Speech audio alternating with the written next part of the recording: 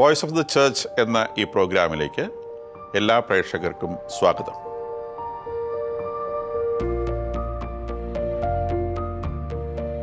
ഇന്ന് നമ്മളുടെ വിശിഷ്ട അതിഥിയായി എത്തിയിരിക്കുന്നത് മലങ്കര കത്തോലിക്ക സഭയുടെ അധിപനായിട്ടുള്ള ആർച്ച് ബിഷപ്പ് കാർഡിനലായിട്ടുള്ള മാർ ക്ലീമീസ് പിതാവാണ്. പൊതുമേഖലയിലും സഭയിലും വളരെ അധികം ആക്റ്റീവായിട്ടുള്ള പിതാവിനെ നിങ്ങളുടെ മുൻപിൽ അവതരിപ്പിക്കുന്നതിൽ എനിക്ക് വലിയ സന്തോഷമുണ്ട്. സഭയുടെ ശബ്ദം എന്ന നിലയിൽ അദ്ദേഹത്തിൽ നിന്ന് നമുക്ക് ഇന്ന് കേൾക്കാം. പിതാവെ, ഈശോമിശിഹായ്ക്ക് സ്തുതിയായിരിക്കട്ടെ. എപ്പോഴും സ്തുതിയായി. ഈ പ്രോഗ്രാമിലേക്ക് സ്വാഗതം. ഇപ്പോൾ നമ്മുടെ കുടുംബങ്ങളിൽ വേറെ നമ്മൾ കാണുന്ന ഒരു പ്രതിഭാസമാണ്. പ്രത്യേകിച്ചും നമ്മുടെ സംസ്കാരം വല്ലാതെ മാറി, ഗ്ലോബലൈസേഷൻ വന്നതോടെ കാർഷിക മേഖല വല്ലാതെ ഇടിഞ്ഞു. അതിനെക്കുറിച്ച് നമ്മൾ സംസാരിക്കാം. ഈ കുടുംബത്തിലെ ആ ഒരു ജോലി സമയത്തെക്കുറിച്ചും മറ്റും ഒന്നും കൃത്യമായൊരു ഡെഫിനിഷൻ ഇല്ലാതെ വരുന്നതുകൊണ്ട് കുടുംബ പ്രാർത്ഥന എന്ന് പറയുന്ന വളരെ പരമപ്രധാനമായ ഒരു കുടുംബത്തെ സംബന്ധിച്ചുള്ള ന്യൂക്ലിയർ ആയിട്ടുള്ള ഒരു സംഗതിയാണ് കുടുംബ പ്രാർത്ഥന എന്ന് പറയുന്നത്. അത് മിക്കവാറും കുടുംബങ്ങളിൽ ഇപ്പം വേണ്ട വിധം നടക്കുന്നില്ല എന്നൊരു ഒബ്സർവേഷൻ പിതാവിന് വന്നിട്ടുണ്ടോ? ഈ ഡിസിൻറ്റഗ്രേഷന് പല കാരണങ്ങളുണ്ട്. തമ്മിൽ ചേരാതെ പോവുക, ഇത് വ്യക്തികളുടെ കാര്യത്തിലും കുടുംബത്തിലും നമ്മുടെ ഇടവക സമൂഹത്തിലും ഒക്കെ സഭാജീവിതത്തിലും പൊതുജീവിതക്രമത്തിലുമെല്ലാം ഈ ചേരാതെ പോകുന്ന ഒരു മനസ്ഥിതി വരുന്നു. അസ്വസ്ഥതകൾ ഏറി വരുമ്പോൾ യോജിപ്പിക്കുന്നത് പരിശുദ്ധാത്മാവാണ്. ഏറ്റവും വലിയ ഉദാഹരണം പെന്തക്കോസ്ത പെരുന്നാളാണ്. അക്ഷരാർത്ഥത്തിൽ ഇല്ലാതായിപ്പോയ യേശുവിൻ്റെ ശിഷ്യ സമൂഹം ഇനി എന്തിനെക്കുറിച്ചാണ് ഒരു പ്രതീക്ഷയുള്ളത്? അവൻ കൂടെ ഇരുന്നപ്പം അപ്പം മുറിച്ച് നൽകിയപ്പോൾ കണ്ണു തുറന്നപ്പോൾ അവനെ കണ്ടു, വേഗത്തിൽ തിരിച്ചുപോയി, ഇപ്പോൾ അവനില്ല. അപ്പോൾ ആകെ അസ്വസ്ഥരായ ഒരു ശിഷ്യ സമൂഹത്തിന് പരിശുദ്ധ അമ്മ പറഞ്ഞു, നമുക്ക് ഒരുമിച്ച് ഇരുന്ന് പ്രാർത്ഥിക്കാം. പരിശുദ്ധാത്മാവ് വന്നപ്പോൾ അവർക്ക് ലഭിച്ച രൂപാന്തരീകരണ ശക്തി, അസ്വസ്ഥതകൾക്ക് പരിഹാരം ഈ ആത്മാവിൻ്റെ ഒരിടപെടലാണ്. കത്തോലിക്ക സഭാ ജീവിതത്തിൽ പരിശുദ്ധാത്മാവിനോട് പ്രാർത്ഥിക്കുന്നതിൻ്റെ ഒരു പ്രത്യേക മെറിറ്റ്, അനുഭവം ഇനിയും കുറച്ചുകൂടി വ്യാപകമാകണം. പരിശുദ്ധാത്മാവേ വരണം, ഞങ്ങളെ രൂപാന്തരപ്പെടുത്തണം, ഞങ്ങളെ ഒരുമിപ്പിക്കണം. ഈ കാര്യം നമ്മുടെ കുടുംബങ്ങളിൽ ഈ ഡിസിൻറ്റഗ്രേഷൻ, ഒരുമിച്ചിരുന്ന് പ്രാർത്ഥിക്കാൻ പറ്റുന്നില്ല പല കാരണം കൊണ്ട്. അതേസമയം ചുരുക്കമാണെങ്കിലും 2 രാജ്യങ്ങളിലിരുന്ന് ഒരേ സമയത്ത് പ്രാർത്ഥിക്കുന്ന ചെറുപ്പക്കാർ നമുക്കുണ്ട്. തീർച്ചയായിട്ടും ഉണ്ട്. വധുവും വരനും അവർ 2 രാജ്യത്താണെങ്കിലും ഒരേ സമയത്തിരുന്ന് പ്രാർത്ഥിക്കും. ഒരു മിസ് കോൾ കൊടുത്ത് ഞാൻ ഇന്ന സമയത്ത് വിളിക്കും, സംസാരിക്കാമെന്ന് പറയുന്നത് ആ ഒരു ടെക്നോളജിയിൽ ഒരേ സമയത്തിരുന്ന് പ്രാർത്ഥിക്കാനും പറ്റും. അങ്ങനെ പ്രാർത്ഥിക്കുന്നവരുണ്ട്. ഒരുമിച്ചിരുന്ന് വേദപുസ്തകം വായിക്കുന്നവരുണ്ട്. ഡിസിൻറ്റഗ്രേഷൻ നമ്മിലേക്ക് വ്യാപിക്കുന്നത് പ്രധാനമായും ഈ ആത്മീയ തലത്തിൽ നമുക്ക് ഒരുമിച്ചിരിക്കാൻ സാധിക്കാത്ത അവസ്ഥകളാണ്. ഇന്നത്തെ ഒരു ജോലി സമ്പ്രദായത്തിൻ്റെ പ്രത്യേകതയിൽ നമുക്ക് അങ്ങനെ കുറ്റപ്പെടുത്തി പറയാനാവില്ല, സാധിക്കുന്നില്ല. പകൽ മുഴുവൻ ഉറക്കം, രാത്രിയിലാണ് ജോലി. എന്ന് വെച്ചാൽ മനുഷ്യരെ കാണുന്നത് രാത്രിയിൽ മാത്രമേ ഉള്ളൂ, പകൽ കാണുന്നില്ല. അപ്പോൾ ഇവരുടെ ജോലി സമയം സംബന്ധിച്ചുള്ള കാര്യങ്ങളുണ്ട്. The whole life is being changed. ജീവിതം മുഴുവൻ മാറി മറിയുകയാണ്. അതായത് ഇവരാരെയാണ് കാണുന്നത്? കൂടെ ജോലി ചെയ്യുന്ന ചില ആളുകളെ മാത്രം. സമ്പർക്കം അതാണ്, ഇടപെടൽ അവിടെയാണ്. അപ്പോൾ ഈ ഡിസിൻറ്റഗ്രേഷൻ നമ്മിലേക്ക് വരുന്നത് നമ്മളുടെ സമ്പർക്കം പരിമിതമാകുമ്പോഴും നമ്മെ കൂട്ടിയോജിപ്പിക്കുന്ന ദൈവിക പദ്ധതിയെക്കുറിച്ച് നമുക്ക് ചിന്തിക്കാൻ സമയമില്ലാതെ വരുമ്പോഴുമാണ്. അപ്പോൾ നമുക്ക് ഒരുമിച്ചിരിക്കണമെന്ന് ആഗ്രഹിക്കുന്നത് ഐക്യത്തിൻ്റെ ആത്മാവ് നൽകുന്ന പ്രചോദനമാണ്. വ്യക്തി സ്വാതന്ത്ര്യത്തെക്കുറിച്ച് അമിതമായ ബോധം പ്രകടിപ്പിക്കുന്നത് ഈ സ്വാർത്ഥതയുടെ അടയാളമാണ്. അപ്പോൾ ഒരുമിച്ച് പ്രാർത്ഥിക്കുക എന്നുള്ളതും നമ്മെ സംബന്ധിച്ച് ഈ ആത്മീയതയുടെ അവിഭാജ്യമായ ഘടകമാണ്. ഓരോരുത്തർ പ്രാർത്ഥിക്കുന്നുണ്ട്, ഉണ്ടാകാം, ഒരുമിച്ചിരുന്ന് പ്രാർത്ഥിക്കുന്ന അപ്പോൾ നമ്മുടെ കുടുംബങ്ങളൊക്കെ നിലനിന്നത് യഥാർത്ഥത്തിൽ അങ്ങനെയാണ്. ഇപ്പോഴും നിലനിൽക്കുന്നത് ഈ ഇൻ്റഗ്രേഷൻ്റെ ഭാഗമായിട്ടാണ്. പല കാരണങ്ങളാൽ അടിസ്ഥാനപരമായി നമ്മെ ബാധിച്ചിരിക്കുന്ന ഒരു പ്രതിസന്ധിയാണ് ഈ ഒരുമിച്ചിരുന്ന് കുടുംബമായി ദൈവത്തെക്കുറിച്ച് ഓർക്കാൻ സാധിക്കാതെ പോകുന്ന അവസ്ഥ. നമുക്കെല്ലാറ്റിനും സമയക്രമമുണ്ട്. പക്ഷേ നമ്മുടെ സമയക്രമത്തെ മുഴുവൻ ബാധിക്കുന്ന ഈ ഒരു ദിശാബോധം അത് ചോദ്യം ചെയ്യപ്പെടണം. അത് നമുക്ക് സാധിക്കുന്നത് പോലെ അതിൻ്റെ ഒരു പുനഃക്രമീകരണം ആവശ്യമാണ്. വളരെ ദോഷകരമായി നമ്മെ ബാധിച്ചിരിക്കുന്ന ഒരു കാര്യമാണ് ഈ കുടുംബങ്ങളിൽ നിന്ന് വേഗത്തിൽ മാറ്റപ്പെടുന്ന സന്ധ്യാസമയത്ത് ഒരുമിച്ചുള്ള ദൈവവിചാരം, പ്രാർത്ഥന. അതും പിതാവിൽ നിന്നാണ് ഞാൻ വാസ്തവത്തിൽ ആദ്യമായിട്ട് ഈ കുടുംബ പ്രാർത്ഥനയെ നമ്മുടെ പെന്തക്കോസ്ത അനുഭവമായിട്ടുള്ള ഒരു അനലോഗിയിലേക്ക് കൊണ്ടുപോകുന്നത് കാണുന്നത്. വളരെ മനോഹരമായ ഒരു ആശയവും വളരെ കൃത്യമായൊരു വീക്ഷണവുമാണത്. അത് കുടുംബ പ്രാർത്ഥന എന്നുള്ളത് വാസ്തവത്തിൽ പെന്തക്കോസ്ത അനുഭവം തന്നെയാണ്. ഇത് നമ്മൾ വ്യാപകമായി നമ്മളുടെ കുടുംബങ്ങളെ പഠിപ്പിക്കേണ്ടതുണ്ട്. ഇത് പെന്തക്കോസ്ത അനുഭവം പോലെ അത്രത്തോളം പ്രധാനപ്പെട്ട ഒരു സംഗതിയാണ്. ദൈവം നമ്മളുടെ കുടുംബത്തിലേക്ക് ആവസിക്കുന്നത് കുടുംബ പ്രാർത്ഥനയിലൂടെയാണ് എന്നുള്ള ഒരു ബോധ്യം നമ്മളുടെ കുടുംബങ്ങളെ പഠിപ്പിക്കേണ്ടതുണ്ട് എന്ന് എനിക്ക് തോന്നുന്നു. ഞാൻ ആദ്യമായിട്ട് പിതാവിൽ നിന്നാണ് ഈ സംഗതി കേൾക്കുന്നത്. എനിക്ക് 60 വയസ്സായി. അപ്പോൾ ഞാൻ ധാരാളം പ്രസംഗങ്ങൾ കേട്ടിട്ടുണ്ടെങ്കിലും പലതും വായിച്ചിട്ടുണ്ടെങ്കിലും ഇത്ര മനോഹരമായ ഒരു ആശയം ഞാൻ ആദ്യമായി കേൾക്കുകയാണ്. എനിക്ക് പിതാവിനോട് ഞാൻ TV പ്രേക്ഷകരുടെ പേരിൽ നന്ദി പറയുകയാണ്. അപ്പോൾ ഈ നമ്മളെ പറഞ്ഞു വന്ന അതിനകത്ത് തന്നെ ഈ കുടുംബത്തിൻ്റെ ഡിസിൻറ്റഗ്രേഷനിൽ ഈ മൊബൈൽ ഫോൺ എന്ന് പറയുന്ന ഒരു ടൂള് ധാരാളമായിട്ട് ഡിസ്കസ് ചെയ്യപ്പെടുന്നൊരു വിഷയമാണ്. അപ്പോൾ അത് അഡിക്ഷൻ ക്രിയേറ്റ് ചെയ്യുന്നുണ്ട്. അതിനകത്ത് നമുക്കത് ഒഴിവാക്കാൻ പറ്റുന്ന ഒരു സംഗതിയല്ല, അത് ഇൻഡിസ്പെൻസിബിളാണ്. കാരണം എല്ലാ കാര്യങ്ങളും ഇതിലൂടെയാണ് വരുന്നത്. ഇൻഫർമേഷൻ വരുന്നതും വിദ്യാർത്ഥികളെ സംബന്ധിച്ച് പഠിക്കാനുള്ള കാര്യങ്ങൾ വരുന്നതും, നമ്മൾ ബാങ്ക് പണം ഇപ്പം കടയിലൊന്നും പോയി കഴിഞ്ഞാൽ പൈസ കിട്ടത്തില്ല, എല്ലാവരും ഈ ഫോണിൽ കൂടിയാണ് പൈസ ട്രാൻസ്ഫർ ചെയ്യുന്നത്. അപ്പോൾ ഇതൊരു ഇൻഡിസ്പെൻസിബിൾ ആയിട്ടുള്ള ഒരു ടൂളായി മാറിയിരിക്കുന്നു. പക്ഷേ അതിൻ്റെ ദുരുപയോഗവും അതുപോലെ തന്നെ വർദ്ധിക്കുന്നു, അഡിക്ഷനും വർദ്ധിക്കുന്നു. അപ്പോൾ ഇതിനെ സംബന്ധിച്ച് ഒരു പ്രായോഗികമായൊരു ചിന്ത പലപ്പോഴും വരുന്നില്ല. എന്താണ് ഇതിനൊരു പരിഹാരം എന്നുള്ളത് ഒരിടത്തും വരുന്നില്ല. ആളുകൾ ഇതൊരു അവയവം പോലെയാണ്. അപ്പം പുതിയ ജനറേഷനിൽപ്പെട്ട ആളുകളെ സംബന്ധിച്ച് ഒരു 2 മിനിറ്റിനുള്ളിൽ ഇതിനകത്ത് നോക്കിയില്ലെങ്കിൽ എന്തോ ഒരു മനപ്രയാസം അനുഭവിക്കുകയാണ് അവർ, എന്തോ ഒരു കുറവ് അനുഭവിക്കുകയാണ്. ഒരു ടോയ്ലറ്റിൽ പോകുമ്പോൾ പോലും ഇതും കയ്യിൽ പിടിച്ച് പോകുന്ന ഒരു നിലയിലേക്ക് കാര്യങ്ങൾ എത്തിയിരിക്കുന്നു. അതൊരു മോശം കാര്യം എന്നുള്ളതല്ല, പക്ഷേ വാസ്തവത്തിൽ പലപ്പോഴും നമ്മൾ ചിന്തിക്കുക എന്ന് പറയുന്ന പ്രോസസ്സ് നടക്കുന്നില്ല എന്നുള്ളതാണ്.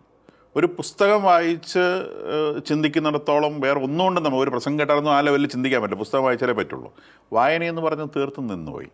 നമ്മളുടെ ചുറ്റുവട്ടത്തിൽ സംഭവിക്കുന്ന സാധാരണ കാര്യങ്ങളെക്കുറിച്ചും ചെറുപ്പക്കാർക്ക് യാതൊരു ധാരണയില്ല. അവരുടെ തൊട്ടയൽപ്പക്കത്ത് നടന്ന സംഭവങ്ങളെക്കുറിച്ച് ധാരണയില്ല.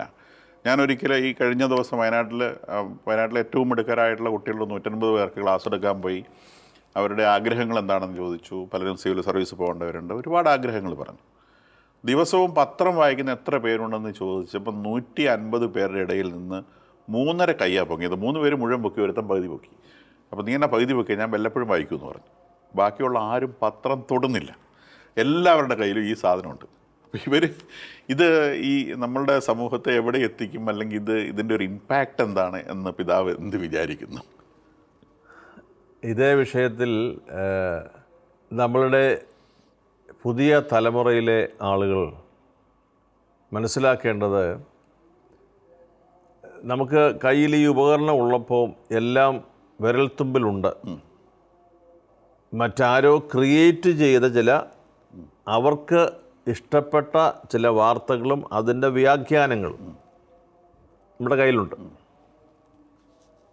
നിൻ്റെ ചുറ്റും എന്ത് നടക്കുന്നുവെന്നറിയുന്നതാണ് ഈ വർത്തമാന പത്രം.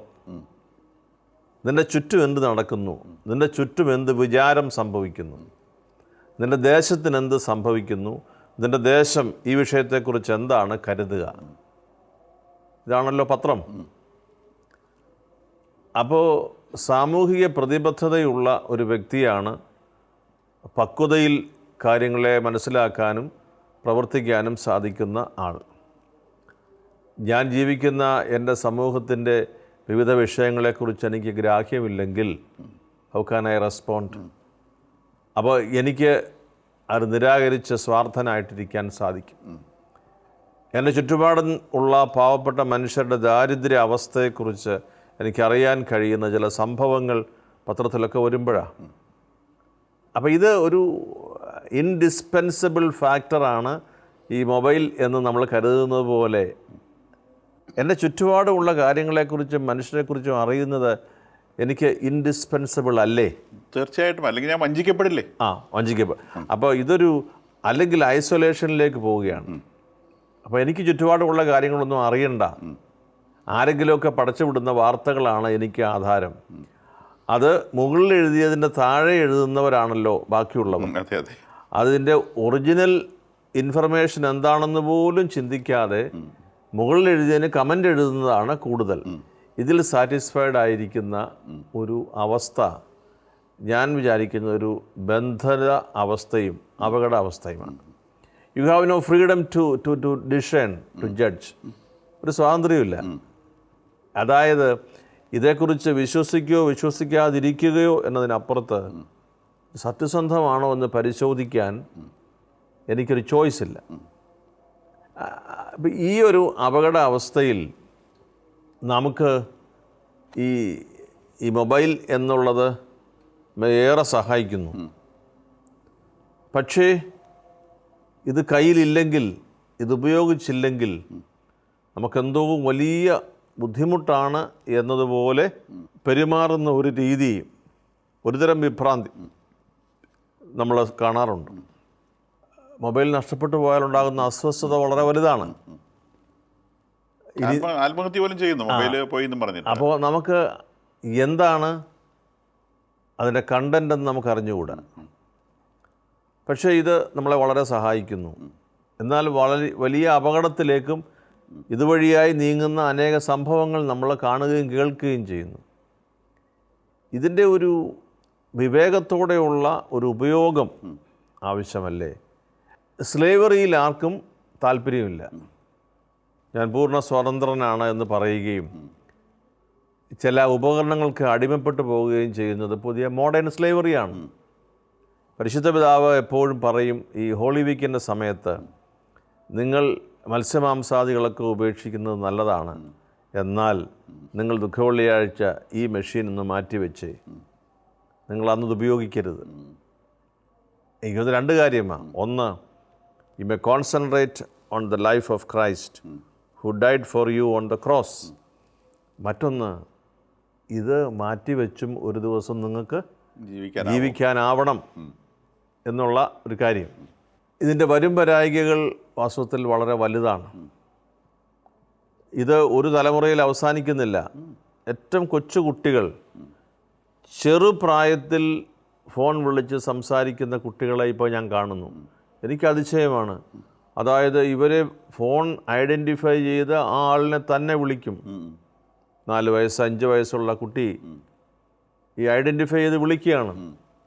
അപ്പോൾ അതൊരു ഇറ്റ്സ് എ സൈൻ ഓഫ് എന്താണ്, ഒരു സയൻറ്റിഫിക് അപ്രോച്ച് ഓഫ് ഗ്രോത്ത്.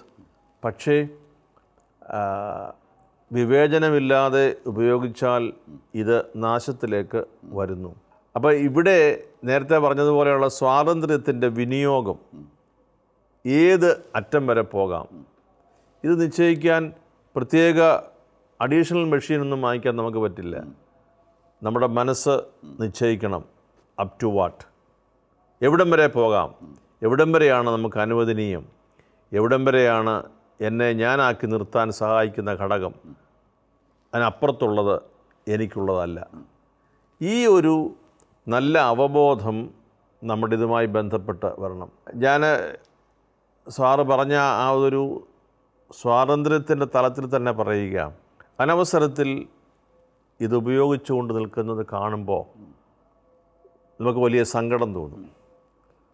വിശുദ്ധ കുർബാനയിലും കുദാശകളുടെ സമയത്ത് അല്ലെങ്കിൽ സുവിശേഷ പ്രഘോഷണം നടക്കുന്ന സമയത്ത് ഗൗരവതരമായ കാര്യങ്ങൾ സംഭാഷിച്ചു കൊണ്ടിരിക്കുമ്പോൾ ഏറ്റവും ഉത്തരവാദിത്തപ്പെട്ട തലങ്ങളിൽ നിൽക്കുന്നവരിൽ പോലും ഈ ഒരു പ്രത്യേകത കാണുന്നു. അവർ എന്തൊക്കെയോ വായിച്ചുകൊണ്ടിരിക്കുന്നു.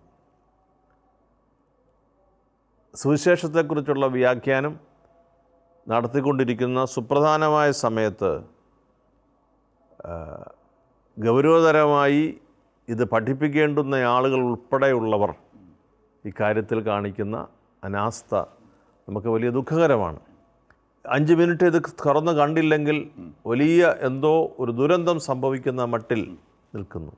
ഇതിന് കറസ്പോണ്ടിങ് ആയ സുവിശേഷ ഭാഗമോ പഴയ നിയമത്തിലെ റെഫറൻസോ ഒന്നും പരിശോധിക്കുകയല്ല ഈ സമയത്ത്. ഇത് വാട്സപ്പ് മെസ്സേജ് ചെക്ക് ചെയ്യുകയാണെന്നുള്ളത് അടുത്തിരിക്കുന്ന ആളിന് മനസ്സിലാവുമല്ലോ. അപ്പോൾ അതിനുള്ള ഇച്ഛാശക്തി പോലും നഷ്ടപ്പെട്ടു പോകുന്ന മനസ്സിൻ്റെ ഒരു ദൗർബല്യം അതാണ് ശരി. സ്വയം തിരിച്ചറിയണം. അതാണ് ശരി. ഇത് മനസ്സിൻ്റെ ഒരു ദൗർബല്യമാണ്. തിരിച്ചറിയണം. എനിക്ക് യേസ് എന്നും നോ എന്നും പറയാൻ കഴിയുന്ന എൻ്റെ ഇച്ഛാശക്തിയുടെ അളവുകോൽ പരിശോധിക്കാനുള്ള സമയമാണ്. അതായത് മൊബൈൽ ശരിക്കും ഒരു ടൂളാണ്. ആ ടൂള് നമ്മൾ വീട്ടിൽ കറിക്കരിയുന്ന കത്തി അതൊരു ടൂളാണ്. ആ ടൂള് നമ്മൾ ശ്രദ്ധയോടെ ഉപയോഗിച്ചില്ലേ കൈമുറിയും. അപ്പോൾ ആ നമ്മളൊരു ഒരു വഴുതനങ്ങ മുറിക്കുകയാണ്, വഴുതന മുറിയുന്നിടത്ത് കത്തി നിൽക്കണം. അതിനപ്പുറത്തേക്ക് പോയി കഴിഞ്ഞാൽ നമ്മുടെ കയ്യെ കയറും. ആ ഒരു ബോധം ഇത് ഉപയോഗിക്കുമ്പോഴും കുഞ്ഞുങ്ങൾ ഓടി നടക്കുന്ന വീട്ടിൽ ഈ കത്തി എടുത്ത് ചുമ്മാ ഇട്ടേക്കില്ല. നമുക്കറിയാം കുഞ്ഞുങ്ങളത് എടുത്തുപയോഗിച്ചാൽ അപകടം ഉണ്ടാകും. അതെ, കുഞ്ഞുങ്ങൾക്ക് സമ്മാനം കൊടുക്കുന്നത് ഇപ്പോൾ ഈ കത്തിയാണെങ്കിൽ ശരിയാണ്, വളരെ ശരിയായിട്ടുള്ള സംഗതിയാണ്. ഒരു ഈ വിവേചനം എന്നുള്ളത് അത് മുതിർന്നവർക്ക് ആദ്യം ഉണ്ടാവണം. കുഞ്ഞുങ്ങളെ ട്രെയിൻ ചെയ്യുമ്പോൾ അത് ഞാൻ പിതാവിനോട് ചോദിക്കണമെന്ന് വിചാരിച്ച ഒരു പ്രധാനപ്പെട്ട ചോദ്യങ്ങളിലൊന്നാണ്. നേരത്തെ ഗാന്ധിജി എന്നൊരു റെഫറൻസ് പിതാവ് നടത്തുകയുണ്ടായി. ഗാന്ധിജി ഒരു പ്രകാശ ഗോപുരമാണ്. ഒരു കാലഘട്ടം മുഴുവൻ മനുഷ്യരെ, ഞാനടക്കമുള്ള തലമുറയെ അതിഭയങ്കരമായിട്ട് സ്വാധീനിക്കാൻ ഗാന്ധിജിക്ക് സാധിച്ചിട്ടുണ്ട്, അദ്ദേഹത്തിൻ്റെ ചിന്തകൾ. അപ്പോൾ നമ്മളതിനെ റോൾ മോഡൽ എന്ന് വിളിക്കും. ഒരു മനുഷ്യനെ രൂപപ്പെടുന്ന റോൾ മോഡലുകൾക്ക് വലിയ പങ്കുണ്ട്.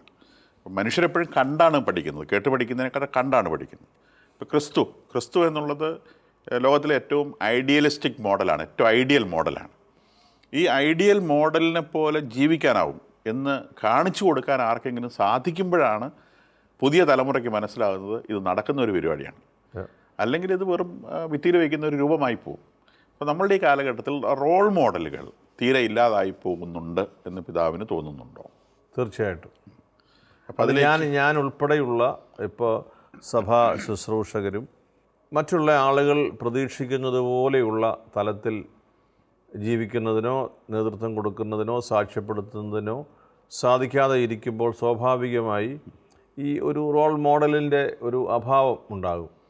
അത് ക്രിസ്തീയ ജീവിതം, അതായത് ക്രിസ്തു ശിഷ്യത്വം എന്ന് പറയുന്നത് ക്രിസ്തു ഒരിക്കലും ഒരു സമൂഹത്തിൽ നിന്ന് വിട്ടുനിന്ന് ഇപ്പോൾ ഇന്ത്യൻ സന്യാസത്തിലൊക്കെ ചെയ്യുന്നത് പോലെ വനത്തിൽ പോയിരുന്ന് ദൈവത്തെ ഭജിക്കുന്ന അങ്ങനത്തെ ഒരു സന്യാസമല്ല ക്രിസ്തു ഉദ്ദേശിച്ചത്. ക്രിസ്തു ഉദ്ദേശിച്ചത് ജനങ്ങളുടെ ഇടയിൽ ജീവിച്ചുകൊണ്ടുള്ള സന്യാസമാണ്. അത് വളരെ വെല്ലുവിളി നിറഞ്ഞതാണ്.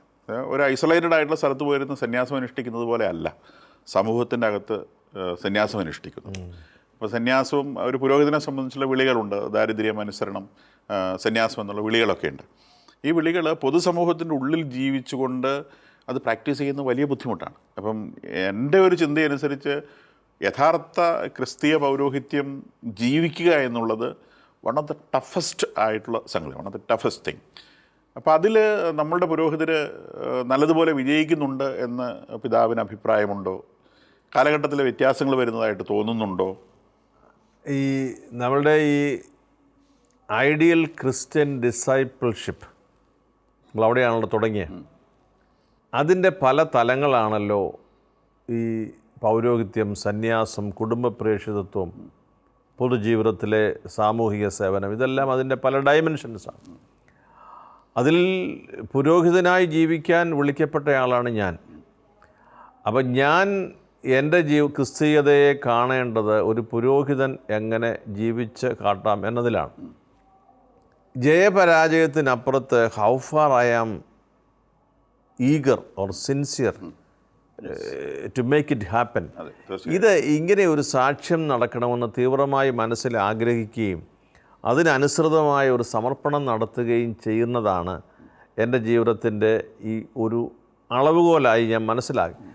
ഈ ജയപരാജയങ്ങളിലേക്ക് പോകുമ്പോൾ ഇത് മറ്റൊരു തലത്തിൽ നമ്മെ കൊണ്ടെത്തിക്കും.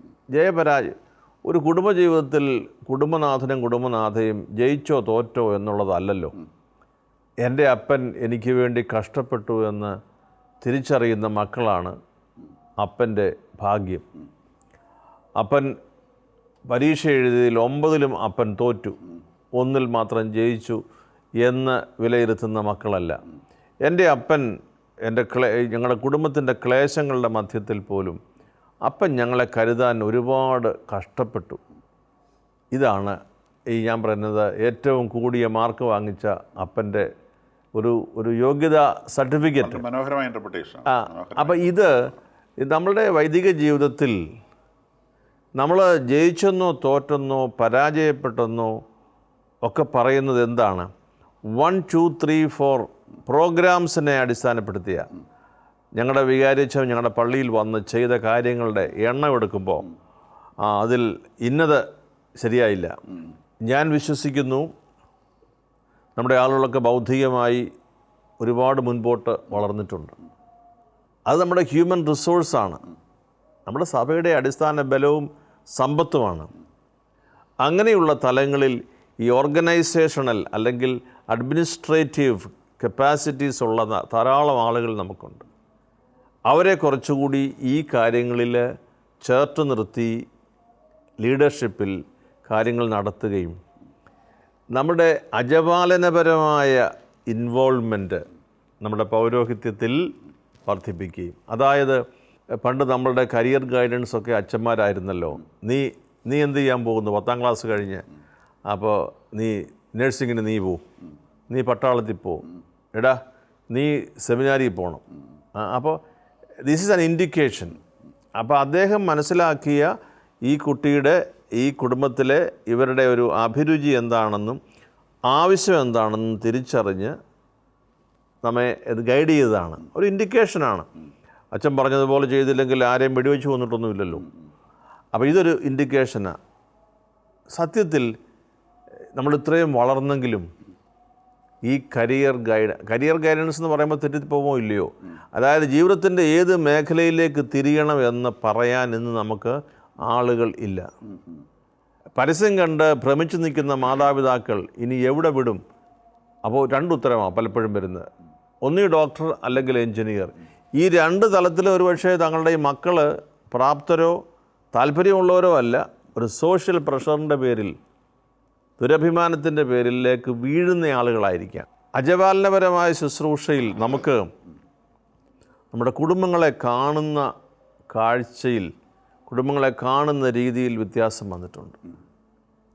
എൻ്റെ വീടിൻ്റെ കാര്യങ്ങൾ അന്വേഷിക്കാൻ വില്ലേജ് ഓഫീസർ വരുന്നതല്ലാതെ മറ്റാരെങ്കിലും വരുന്നില്ല എന്നൊരു മാതാവോ പിതാവോ പരാതിപ്പെട്ടാൽ നമുക്ക് കുറ്റപ്പെടുത്താനാവുമോ?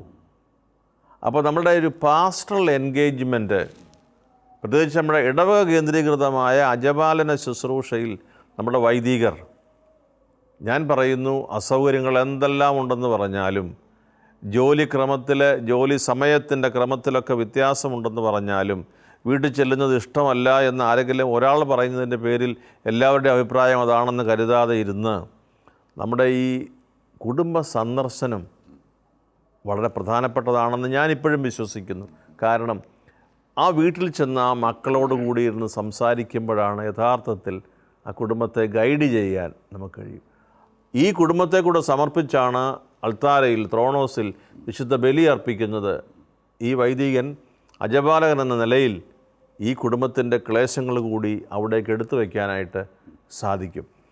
നമുക്കൊരു ട്രാൻസ്ഫർ ഇക്കാര്യത്തിൽ ആവശ്യമുണ്ടോ എന്ന് എനിക്ക് തോന്നുന്നു. അതായത് കൂടുതൽ ഭൗതികമായ ഒരു വളർച്ചയിൽ നമ്മളുടെ അഡ്മിനിസ്ട്രേഷനിൽ, ഓർഗനൈസേഷണൽ സെറ്റപ്പിൽ നമ്മൾ ശ്രദ്ധിക്കുകയും, നേരത്തെ പറഞ്ഞ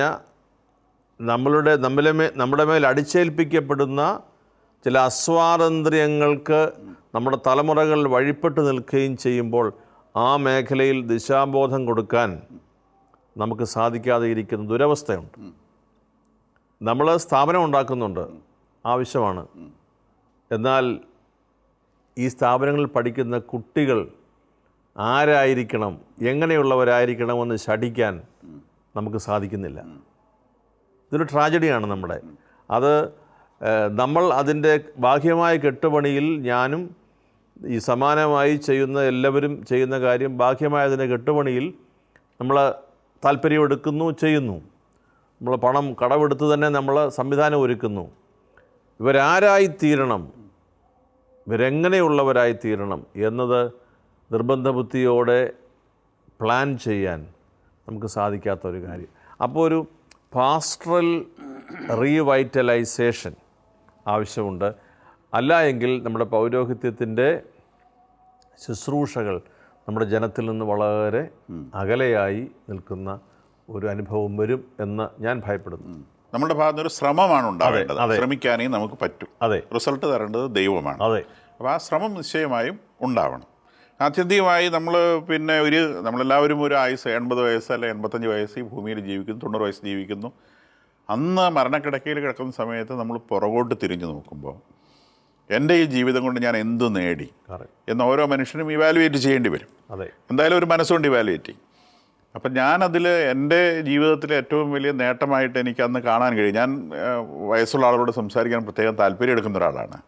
അപ്പോൾ അവരൊക്കെ പൊതുവേ വളരെ ഗൗരവതരമായി, അല്പമെങ്കിലും ഗൗരവതരമായി ചിന്തിക്കുന്ന മനുഷ്യരൊക്കെ തന്നെ പറഞ്ഞിട്ടുള്ളത് അവരുടെ ജീവിതത്തിലെ ഏറ്റവും വലിയ സാറ്റിസ്ഫാക്ഷൻ എന്ന് പറയുന്നത് അവരുടെ ജീവിത വഴിയിൽ, അവർ നടന്നു പോയ വഴിയിൽ ചില ആളുകളെ കൈ കൊടുത്ത് അവർക്ക് ഉയർത്തിക്കൊണ്ടുവരാൻ സാധിച്ചിട്ടുണ്ട്. അതെ, അവരുടെ ജീവിതത്തിലെ ഏറ്റവും വലിയ അച്ചീവ്മെൻ്റായിട്ട് അവർ കണ്ടിട്ടുള്ളത് അതാണ്.